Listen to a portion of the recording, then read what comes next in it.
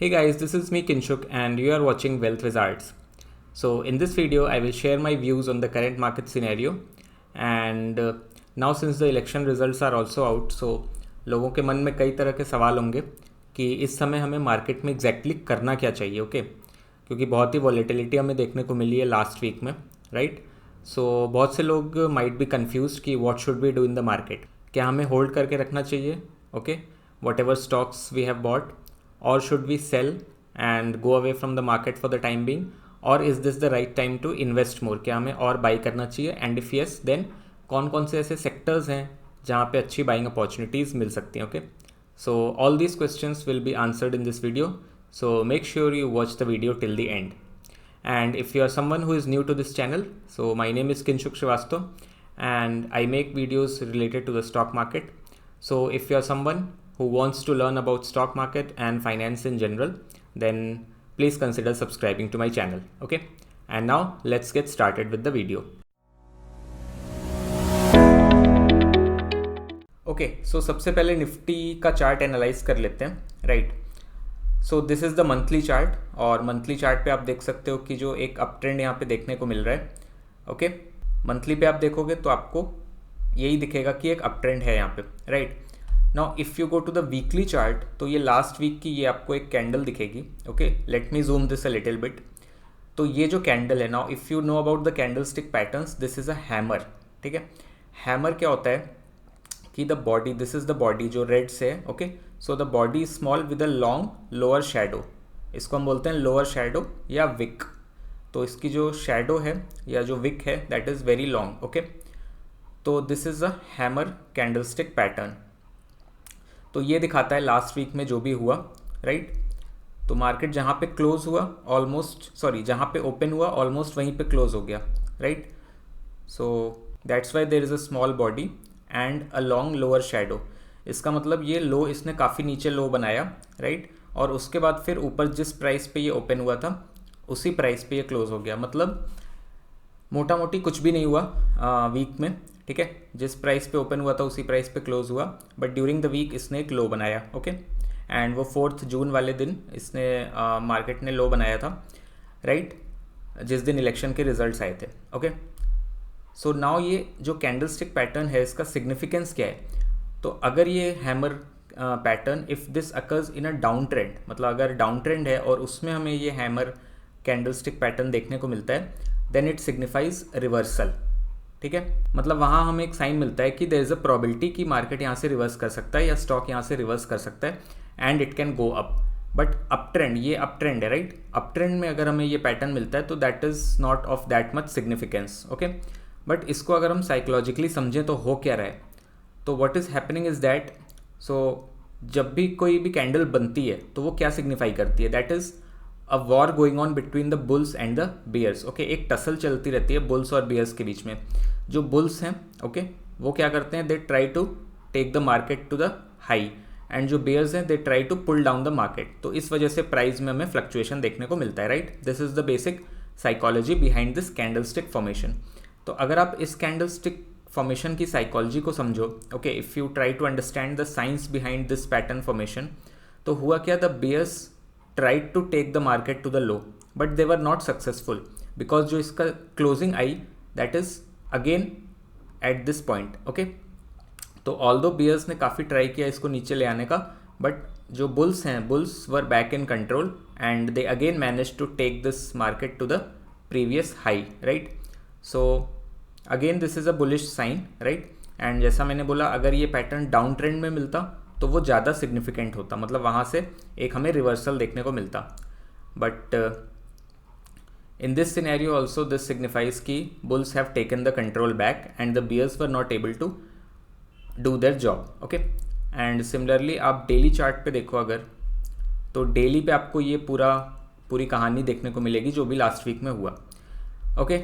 Now ये 3 जून की candle है जब एग्जिट पोल्स के रिजल्ट्स आने के बाद मार्केट गैप अप हुआ, एंड गैप अप के बाद फिर मार्केट क्लोज होते होते इसमें डाउनफॉल थोड़ा सा आ गया था, ओके, थोड़ी करेक्शन आ गई थी। एंड फाइनली 4 जून को जो हुआ, so everyone knows that, right, gap down open हुआ एंड उसके बाद एक बड़ी रेड कैंडल यहाँ पे विद हाई वॉल्यूम मतलब काफ़ी करेक्शन इसमें आई, right. So this level was 23,168 178, और ये जो इसकी क्लोजिंग हुई वो 21,879 के आसपास इसकी क्लोजिंग हुई, मतलब काफ़ी 2,000 पॉइंट्स का यहाँ पे फॉल हमें निफ्टी में देखने को मिला, right. So this was 4 June Tuesday को, एंड उसके बाद से मार्केट ने स्लोली अपनी रिकवरी शुरू कर दी है। If you see Wednesday, Thursday and Friday की कैंडल्स, तो यहाँ पे green candle with green volume, and finally जो इस फ्राइडे को जो क्लोजिंग आई है that is near the all time high, okay. So अभी ऐसा लग रहा है कि मार्केट संभल रहा है एंड रिकवरी भी इसमें हो चुकी है, ओके।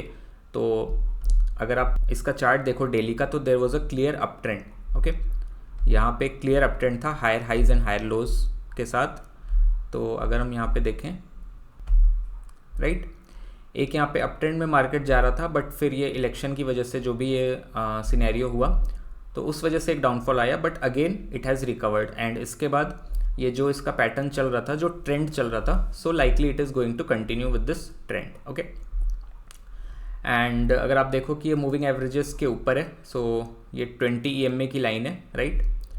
ये वाली लाइन 20 EMA 20 डे का exponential moving average, and price ने इसके ऊपर सस्टेन कर लिया है। सो अभी the current market price is above all the moving averages, and जो हमारा RSI का लेवल है, सो RSI टेल्स द मोमेंटम, तो ये भी अभी 60 को क्रॉस होने वाला है, it is almost at 60। So RSI अगर 60 क्रॉस करता है मतलब that is a bullish sign, okay. So you can check out my video on RSI, उसमें मैंने डिटेल में समझाया है कि how you can use this tool, relative strength indicator, जिसको हम RSI बोलते हैं शॉर्ट में, how you can use this tool to make your trading decisions, okay। So this is a very powerful tool which indicates the momentum of the index or the stock, ठीक है।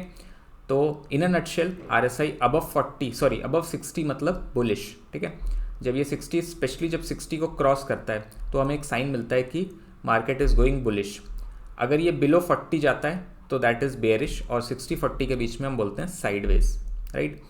तो यहाँ पे जब gap up opening हुई, तो ये एक पीक पे था RSI 66, उसके बाद ये नीचे आया, एंड यू सी एग्जैक्टली इसने 40 पे सपोर्ट लिया। तो again this is a support for RSI, ठीक है। अगर ये 40 के नीचे जाता, 40 लेवल को अगर ये ब्रेक कर देता, तो वी वुड हैव सेड कि now the market has gone bearish, but ऐसा कुछ नहीं हुआ। 40 पे इसने सपोर्ट लिया और उसके बाद ये ऊपर आ गया, and now when it crosses this 60 level then we will go bullish on the market, ठीक है। तो अभी लग रहा है कि ये 60 क्रॉस करेगा, but let's wait and watch कि क्या होता है। And Monday will be very important, 10th June I guess. 10th June को मार्केट कैसा होता है, that will set the trend for the upcoming weeks, ठीक है। तो that will be interesting to watch, but अभी के लिए इन अ नटशेल ऐसा लग रहा है कि जो करेक्शन थी वो टेम्परेरी थी, और मार्केट ने रिकवर कर लिया है, and it will continue with the normal trend, okay. अब अगेन बहुत लोगों का ये क्वेश्चन हो सकता है कि आज आई थिंक ओथ सेरेमनी भी है प्राइम मिनिस्टर की, तो क्या मंडे को मार्केट उसके बाद ऊपर जाएगा? So my answer would be no, because ये चीज़ ऑलरेडी अभी मार्केट में डिस्काउंट हो चुकी है, ये प्राइस में डिस्काउंट हो चुका है कि NDA की गवर्नमेंट बनेगी और most likely Narendra Modi will be the prime minister, ठीक है। तो all these things are already factored, are already discounted in the market. तो मंडे को मुझे नहीं लगता कि ऐसा कुछ गैप अप ओपनिंग देखने को मिलेगी, but let's see, okay. So ये तो हो गई निफ्टी की analysis, right. So now comes the main question कि what should we do in the current market scenario, okay. तो मेरे पास 2-3 चीज़ें हैं बोलने के लिए, so please listen to this carefully and make a note of it. First, market में वॉलेटिलिटी अभी कंटिन्यू हो सकती है, okay, till the time everything is stabilised, और सब कुछ स्टेबलाइज हो जाता है, गवर्नमेंट स्टेबल बन जाती है, देन उसके बाद मार्केट भी थोड़ा स्टेबल होगा, बट तब तक वॉलेटिलिटी काफ़ी रह सकती है, ठीक है। So in that case you have to avoid any intraday trading, any options buying, okay, because उसमें वॉलेटिलिटी जब बहुत ज़्यादा हाई है, एंड अगर आपका if you are in the wrong direction then आपको बहुत ज़्यादा लॉस हो सकता है, ठीक है। दूसरी चीज़ है कि वॉलेटिलिटी तो हो सकता है कि it will continue for 1-2 weeks, या शॉर्ट टर्म में थोड़ी वॉलेटिलिटी देखने को मिले, but experts are predicting that market कुछ महीनों के लिए साइडवेज हो सकता है, राइट। सो साइडवेज मार्केट में क्या होगा कि there is no opportunity to make money, ठीक है। And in sideways market again you need to avoid any intraday और any options trading, specially options, because अगर आप ऑप्शंस बायर हो, ओके, एंड आप साइडवेज मार्केट में कॉल या put लेके बैठे हो, then due to the decay, जो टाइम डीके होता है जिसको हम थीटा से डिनोट करते हैं, so if you know about options you must be knowing about this theta DK. तो थीटा डीके की वजह से आपका पूरा प्रीमियम ख़त्म हो जाएगा इन द साइडवेज मार्केट, और एक्सपायरी में वो ऑप्शन क्लोज टू ज़ीरो हो जाएगा, ठीक है। So first thing that you should do is avoid any options trading और any intraday trading, even swing और पोजिशनल ट्रेडिंग आपको अवॉइड करना चाहिए, ठीक है। So this is the time to go for long term investments, right. So this is also very important to know कि हमें क्या अवॉइड करना है, okay, to avoid the loss. And कभी कभी it's better to do nothing rather than take impulsive decisions and make losses, okay. तो ये तो हो गई एक चीज़, ठीक है। अब सेकेंड चीज़, जो हमारा पोर्टफोलियो है, तो इट इज़ पॉसिबल कि आपका थोड़ा बहुत लॉस होगा अभी, राइट।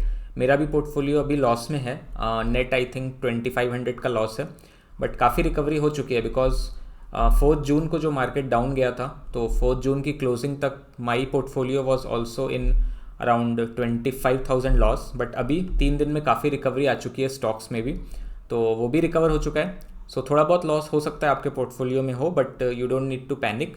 एंड इसके बाद कोई बड़ा क्रैश एक्सपेक्टेड नहीं है, प्रोवाइडेड कुछ अलग ही हो जाए, तो that is a different thing.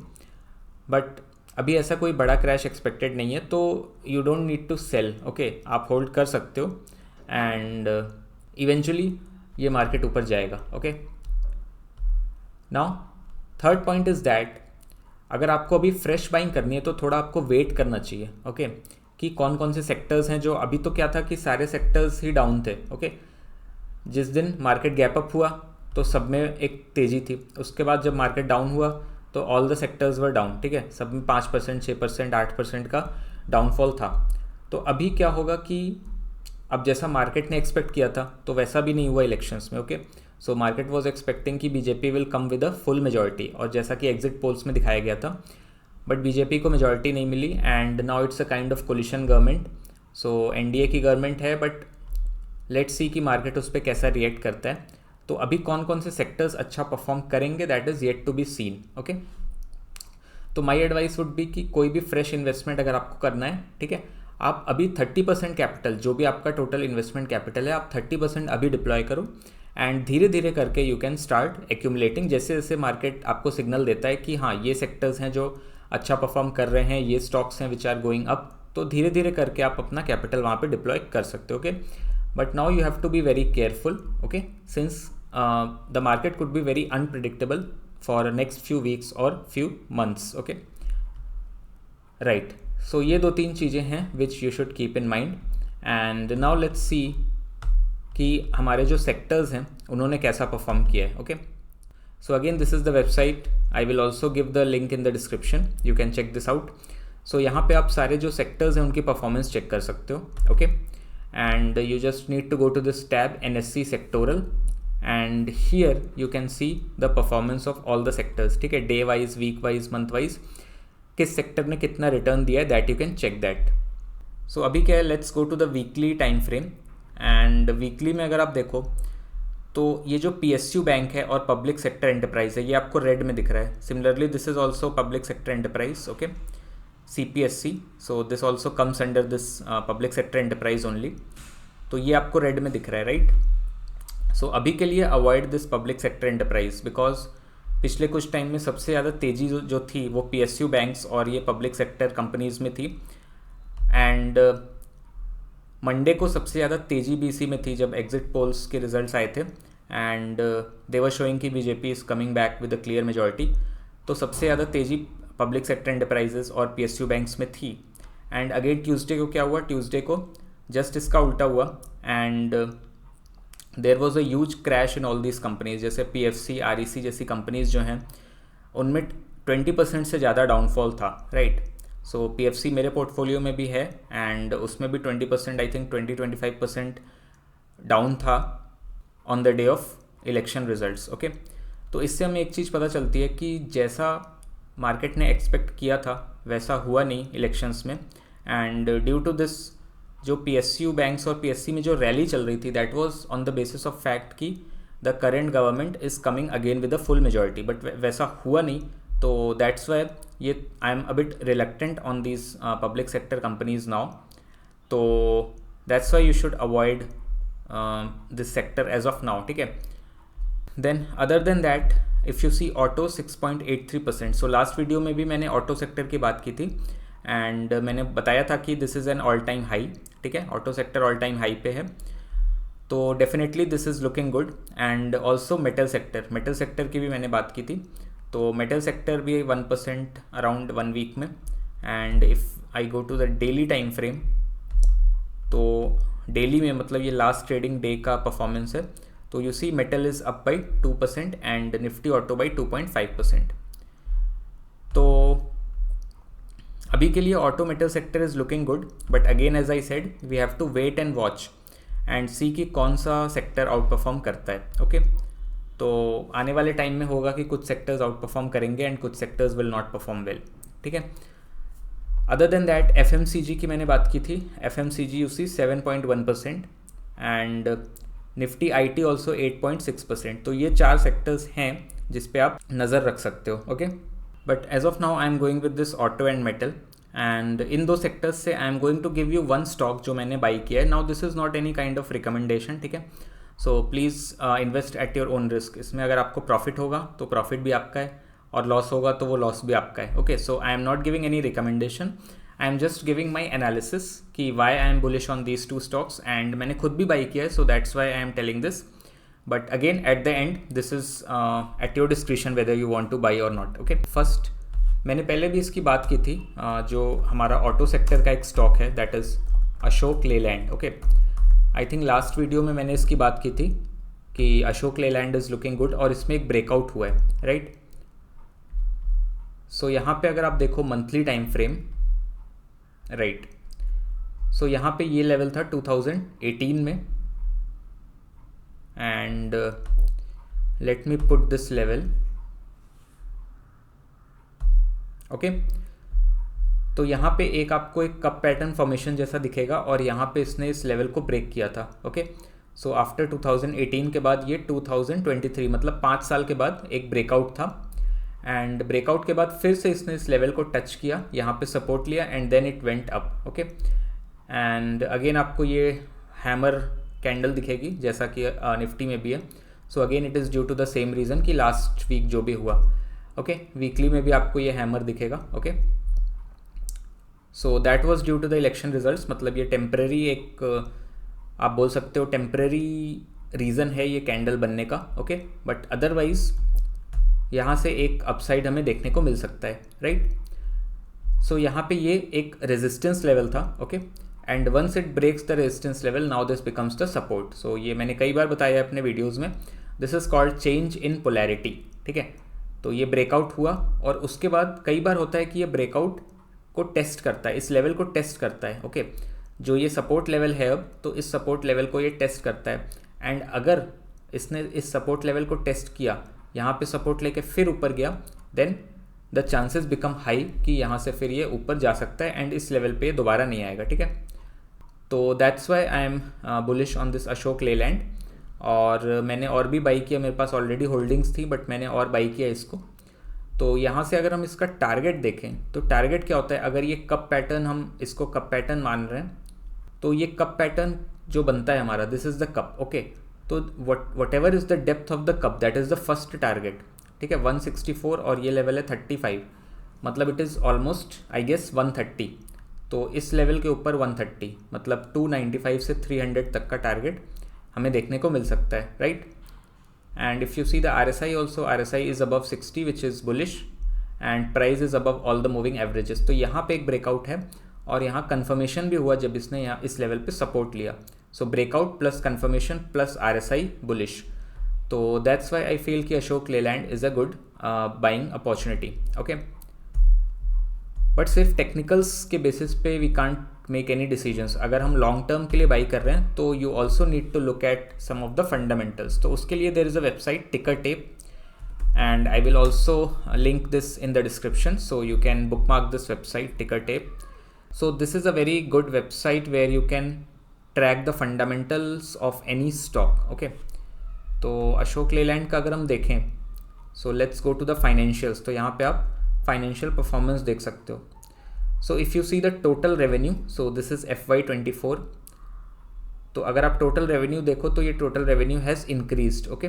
अगर आप प्रीवियस फाइनेंशियल ईयर से कंपेयर करो तो टोटल रेवेन्यू हैज़ इंक्रीज्ड। जैसे 21 में it was 20,000, so this is in CR, okay, 20,000 CR। 22 में इट इज़ 26,000, देन 23 में 42, देन 24 में 45, मतलब total revenue has been increasing, okay. And if you see EBITDA, so EBITDA क्या होता है? Earnings before interest, taxes, depreciation and amortization. मतलब जो हमारे ये 4 कंपोनेंट्स होते हैं, राइट, उनको अगर हम निकाल दें, interest, taxes, depreciation and amortisation, उसको निकाल के जो अर्निंग होती है दैट इज़ इबिट्टा। तो इबिट्टा भी बढ़ रहा है, ओके। तो यू सी 2535, देन 5262, देन 8015, मतलब EBITDA is also increasing continuously. Then there is another parameter PBT. So PBT is profit before tax, and if you see the profit has also been increasing, right? Last financial year में it was 2268 and this financial year में it is 4106. Then another parameter is EPS, which is earnings per share. So earning per share is also increased, right? And if you compare with FY23, तो FY23 में earnings per share was 4.23 and now it has doubled in FY24, okay? So now the EPS is 8.46. तो इसके जो revenue and profits, EPS, all this has been increasing continuously, which means this is a profitable company, okay. And now if you see the shareholding history, तो यहाँ पे आप देखोगे कि foreign institutions ने continuously इसमें buying की है, okay. So again this is a good sign, right?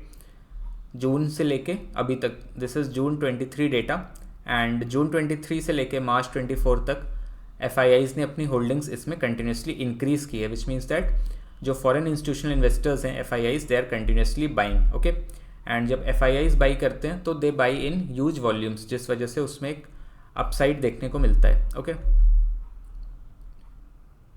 And another thing is that increasing dividends, this is also important.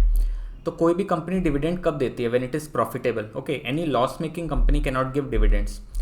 And since Ashok Leyland has been increasing dividends consistently over the last 5 years, which indicates कि fundamentally this is a strong company, ठीक है, it is a profitable company and that's why it is able to give the dividends, and that too it has increased the dividends consistently over the last 5 years. Now the next sector is metal, okay. अब definitely you can go and check other auto stocks also, ठीक है, ऐसा नहीं है कि सिर्फ यही एक auto stock है which is going to perform well or which is performing well as of now, but definitely you can check other auto stocks also like Tata Motors and all, okay. Next is metal sector. तो metal sector से मैंने अभी एक stock buy किया है and that is National Aluminium,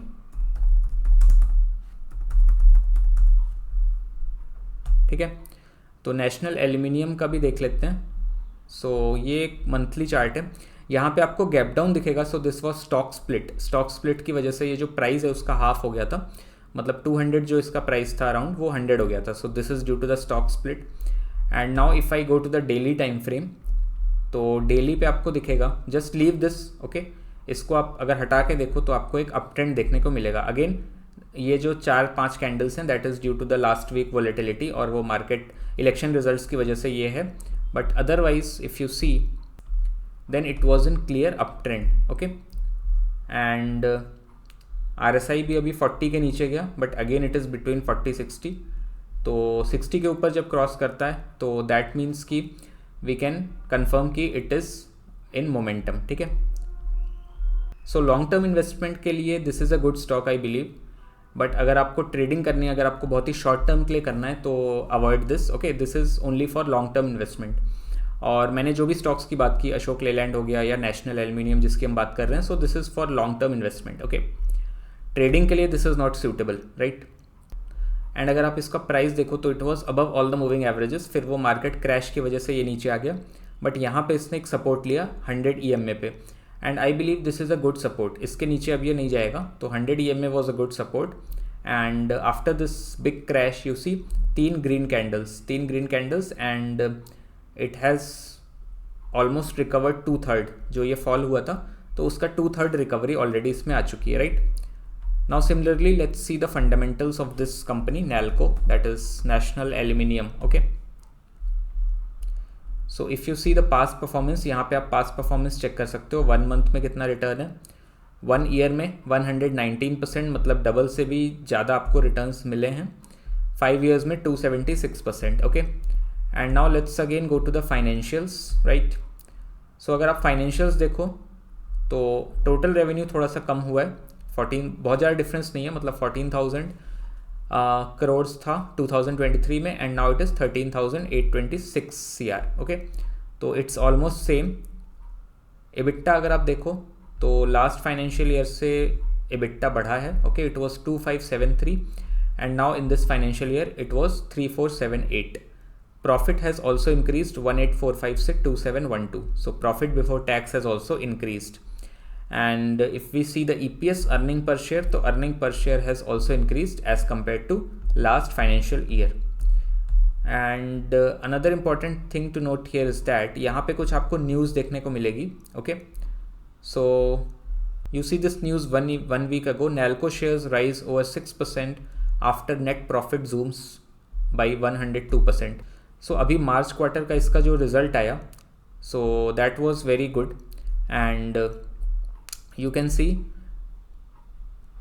reported a two-fold rise in consolidated profit to 996.74 CR for the March quarter on the back of lower expenses.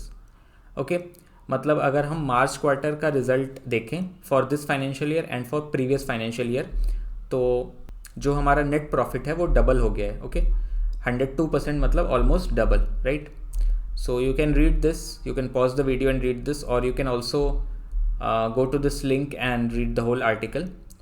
So shares of Nalco soared 6.1% to reach a historic peak of 206. मतलब ये इसका all time high था I think, अगर मैं monthly पे जाऊँ. Okay, so consider the stock split के बाद अगर हम देखें तो 206 इसका ऑल टाइम हाई था, एंड रिजल्ट्स आने के बाद it reach to that level 206 वाला लेवल, और उसके बाद फिर ये डाउनफॉल हो गया, otherwise it would have gone above. Okay, so वो टेम्परेरी करेक्शन था एक मार्केट क्रैश होने की वजह से, and again it is likely to cross this resistance. जो ऑल टाइम हाई अभी बना है 206, तो it is likely to cross this resistance may be in next week only. Okay, this comes after the company's robust performance for Q4 and the full fiscal year FY24. Okay, state-owned Nalco on Monday reported a two-fold rise in consolidated profit, right? The company had posted a consolidated profit of 495 CR. अब अगर आप compare करो तो FY23 के जो मार्च quarter के result थे उसमें 495 CR का प्रॉफिट था, और अभी FY24 का जो मार्च क्वार्टर का रिजल्ट है तो उसमें 996.74 CR का प्रॉफिट है. मतलब प्रॉफिट ऑलमोस्ट डबल हो गया, right. So this is a very good sign, right. And you can definitely read this whole article, but fundamentally National Aluminium is also looking good, and यहाँ पे profitability high, entry point good. ठीक है, तो ये टिकर tape की अपनी analysis है, and it is saying that the stock is underpriced and is not in the overbought zone.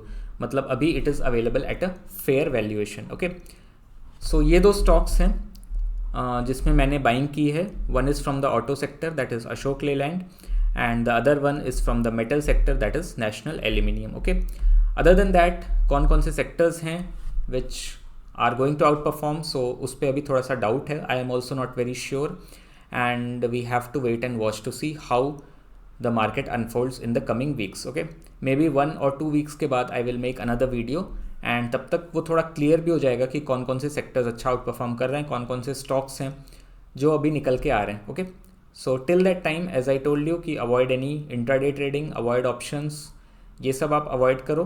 And even आपको अगर फ्रेश बाइंग करनी है लॉन्ग टर्म के लिए तो अभी you have to buy very cautiously, just deploy 30 to 40% of your capital, and बाकी जैसे जैसे मार्केट ऊपर जाएगा, जैसे जैसे स्टॉक्स परफॉर्म करेंगे, accordingly you can invest rest of the capital on that. Okay, so that was my analysis on the current market scenario. मैंने आपको sectors बता दिए, मैंने आपको 2 stocks भी दे दिए उस sector से, which you can definitely analyze, and then again you can decide whether you want to invest or not. Okay, so that was all from today's video, and if you have liked the video, please like, share, comment and subscribe to my channel, and also press the bell icon so that you don't miss any notifications, and I will see you guys in the next video. Till then, bye and happy investing.